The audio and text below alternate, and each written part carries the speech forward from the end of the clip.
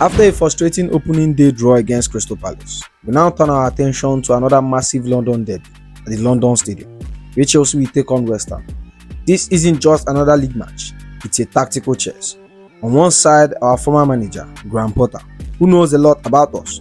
On the other hand, Enzo Maresca, looking to stamp his identity and prove that this Chelsea team is very much ready to compete at the top.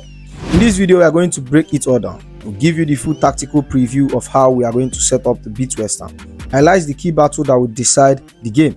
Of course, review my predicted 11 for this crucial clash. But before we dive into it, if you are new here, welcome to the channel. But if you have been following me for a while, you know the drills. We're on the road to 10k subscribers. So make sure you like the video, subscribe to the channel, drop your thoughts in the comment section. Let's dive into it. The world champion returns to action this weekend. After what was a frustrating start to the season against Crystal Palace, we came into the next game with the expectation of nothing less than all 3 points, especially as we face a familiar face in Graham Potter. And this isn't just any fixture, it's a London derby. Chelsea against West Ham, a match that always brings tension, rivalry and drama. The Hammers will be desperate to bounce back after what can only be described as a nightmare opening day. They were humbled 3-0 by newly promoted Sunderland, and the strange part, West Ham actually had most of the ball. They created most shots, but they managed to collapse in the second half. Sunderland struck 3 goals after the break and walked away with all 3 points. So for West Ham, this is our redemption. Their home debut of the 2025-2026 season against the world champ, and they will know the pressure is on. On Chelsea's side, there is excitement, but also expectation.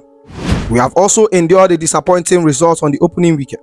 A goalless draw at Stamford Bridge against Crystal Palace wasn't the start that Enzo Maresca or the fans hoped for. Yes, it was a clean sheet, and yes, there were positives, but the quality and the momentum after winning the Club World Cup, fans were hoping for a statement win to set the tone. The longer we build a positive performance, the more belief and hype we grow around this team. And for Enzo Maresca, this is just the beginning. Competing in the Premier League and across Europe isn't just the expectation, it's the minimum requirement for this season, which is why a win at London Stadium is absolutely must. This is the kind of match that shaped narrative earlier in the campaign. But now, onto the team news. Chelsea has been handed a huge injury boost. According to Mr. Dom Smith, Chelsea has been handed a huge injury boost with Tosin Adrabayo expected to be back in training this week. That's massive because we have been waiting for his presence at the backline. But here is the reality check. Tosin remains a doubt for Friday trip to face West Ham at the London Stadium at this stage, but is expected to be back playing soon. So while he may not feature this Friday, it's a positive sign that he's closing on a return. And yes, it's also been confirmed who will be in charge of Friday. Michael Oliver will referee Chelsea versus West Ham, and Gerard Gillett is on VAR duties. We all know Michael Oliver has a history of a big calls in big games, and in a derby atmosphere under the lights, the spotlight will definitely be on him. But now let's discuss players to watch. First, Jarrod Bowen. Bowen is their captain, their talisman, their spark. He's quickly become the attacking heartbeat of West Ham, and his consistency has kept them alive in so many games. Coming into this clash, a lot of creativity will flow through him. He looked to exploit any space in our fullback, especially if we push high. For them, Bowen isn't just a forward, he's an emotional leader who drags their side forward. But at the other end, Q-Mans bring calmness and authority to their defense. His composure on the ball and ability to marshal the backline makes him vital for them. But against us, with players like Opama and Joao Pedro buzzing around, his positional awareness will be tested heavily. The question is, can he actually keep things steady? Or will our movement and rotation expose the crack? And we all know what Wan-Bissaka offers: defensive steel, relentless energy, and those trademark tackles. But he's added more going forward too. For West Ham, will be relied upon to balance both ends of the pitch, giving our threats from wide areas and especially Pedro Neto and Estova cutting inside. His duel with our wingers will end up defining the game. And now let's look at how Graham Potter will set them up. After our Sunderland collapse, we can expect them to be far more conservative. They will definitely sit back in a compact shape and try to frustrate our build-up play. The midfield battle will be key. They will look to disrupt our rhythm, especially through players like Moisés Caicedo. From there, they will hope to spring counters through Bowen's direct runs. But that's far easier said than done. Under Enzo Maresca, we want control, patience and overload. If West Ham sit too deep, we can suffocate them. And if they decide to play too high, we have the technical quality and the players to punish them. It's a tactical puzzle Potter has to get spot on. Otherwise, they could be in for another long night against us. From our perspective, this one is about ruthlessness. Palace game showed we can dominate possession, but not always turn it into killer instinct. Against West Ham, we have to sharpen up in the final third. Palmer will once again be the heartbeat of the creativity, while Pedro Neto directness gives us another outlet.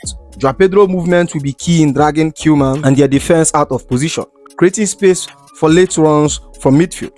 And let's not forget our fullbacks. Cucurella's energy and James' leadership will give us width and authority. Exploiting those wide areas will be crucial because West Ham defensive line isn't the quickest to shift across. This is a perfect opportunity for us to show that Chelsea can turn control into goals. But when it comes to this London derby, the numbers tells an interesting story. In the last 29 meetings between us and West Ham, we have came out on top 16 times. They have managed just 8 victories and there have been 5 draws. So overall, we have got the clear edge historically. But if we narrow that focus down to more recent history, the dominance is even clearer. In the last 10 clashes between us and West Ham, we have picked up 7 wins and they have only managed 2 wins and there have been 1 draw. But here is the most important stat. We have beaten West Ham in the last 3 consecutive meetings, not only winning, but winning in convincing fashion. A 5-0 demolition, a 3-0 statement victory, and a gritty 2-1 win. That recent record gives us confidence going into this game. But the form guide coming into this match paint 2 different pictures. In West Ham's last 5 games, they have recorded 2 wins, 2 defeats, and 1 draw. Expand that to their last 10 matches, it's 5 wins, meaning they are inconsistent, capable of beating the decent side, but just as prone to sudden collapse, like we saw against Sunderland last week. Our form, on the other hand, we have been on a tear. Across our last 10 matches in all competition, we have racked up 8 wins, 1 draw, and just 1 defeat. That's the kind of momentum that separates us, a team with expectation of trophies, from a side that is trying to figure themselves out. So with all the context laid out, let's move into what we all want to see. Our predicted 11 for this London derby. Starting with the goalkeeper, Robert Sanchez. Since the Club World Cup, Robert Sanchez has looked rejuvenated. His shot stopping has been sharp, he's commanding his area again, and you can see the confidence coming back. For us, this feels like a start of a proper redemption arc, and matches like this are the perfect stage for him to keep proving a point.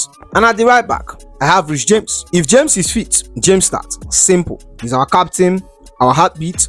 His presence alone lifts the entire team. Not only is he defensively solid, but he has the ability to detect tempo, provide that killer ball in the attacking third that makes him undroppable for us. My 2 centre backs, I'll be going with Trevor Chalobah and Tosin Adrabayo. With Wesley Fofana still rusty and really only an option for a cameo off the bench, it makes sense for us to stick with Chalobah alongside Tosin. Now Tosin is still out, as reports suggested, but if he's fit enough, his calmness and his area presence gives us a real edge. If not, we might be seeing Josh Achampong start again. And on the left hand side, Marc Cucurella. No debate here, Cucurella has been nothing short of sensational. And for us, he's playing like the best left back in the world right now. His energy, defensive intensity, and leadership both on and off the pitch makes him a lock in Maresca's system. And midfield pivot, I'll be going with Enzo Fernandez and Moisés Caicedo. Even though Enzo wasn't at the sharpest against Palace, he's the type of player who bounced back straight away. We can expect him to be far more incisive in this one, dictating the tempo under pressure. Alongside him, Moisés Caicedo, Mr. Consistency. He protects our backline, break the lines, with or without the ball, and most importantly, he never stops working. This double pivot is the foundation of how we dominate matches. And in the number 10, very easy option, Cole Palmer. Cole Palmer is our creative spark, our difference maker, the man who makes everything tick for us in the final third. Unless the club pulls off the signing of Xavi Simons, Palmer is the clear obvious choice to carry the attacking load. And on the right wing side, we'll be starting our star boy, William Estoval. We saw glimpses of his quality against Palace. The dribble, the confidence, the flair. At just 18, he already looks fearless and ready for these big moments. Giving him a start here will be a statement of intent from Maresca. And for us fans, is the kind of bold move we want to see. And on the left wing side is Pedro Neto. Though not my favorite kind of winger, but Neto has been quietly effective. He might not bring us firework, but he gives us consistency, discipline, and a direct threat in transition. In a game like this, where control matters, his work rate and decision making could prove invaluable. And in the number 9 position is Joao Pedro. He didn't make much impact against Palace, but this feels like the perfect stage for him to announce himself properly in our shirts. His movements, his technical link-up play, and his ability to finish in tight spaces makes him a real threat to West Ham backline. For us, this could be his breakout moment in blue. So what's the call? For us, it's a statement win. The form, the history, the quality, it's all in our favor. So I'll go with a 3-0 prediction in the favor of Chelsea. A dominant performance, a clean sheet, and a message to the rest of the league that the world champion are here to play. So right there is the video. Make sure you like, comment, and subscribe, and I'll see you in the next one. You go be.